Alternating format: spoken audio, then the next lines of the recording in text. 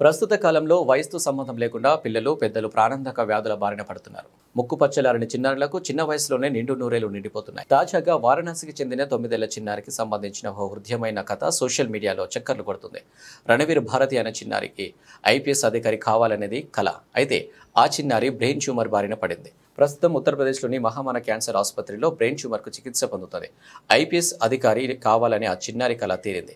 ADC zone Varanasi వారి అధికారి and హ్యాండిల్లో చిన్నారి రణవీర్ భారతి కోరిక నెరవేరిన విషయాన్ని షేర్ చేశారు. 9 ఏళ్ల రణవీర్ భారతి వారణాసిలోని మహామాన క్యాన్సర్ హాస్పిటల్లో బ్రెయిన్ ట్యూమర్కు చికిత్స పొందుతుంది. అటువంటి పరిస్థితిలో భారతి ఐపీఎస్ అధికారి కావాలని తన కోరికను వ్యక్తం చేసింది.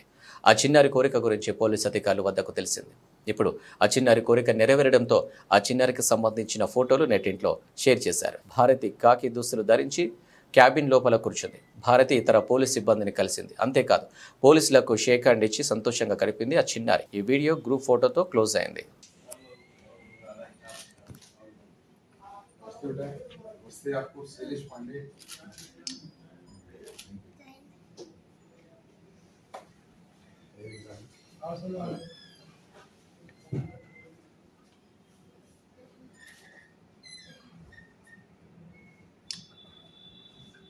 बुला लो हाँ बुला लो भाई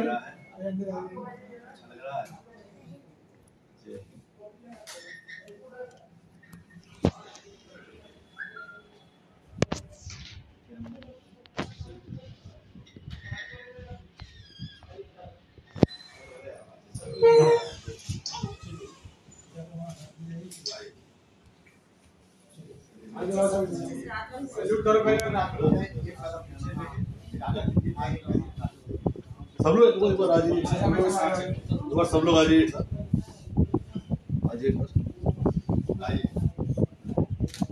सैल्यूट कर दीजिए जरा, आप लोग सैल्यूट कर दीजिए।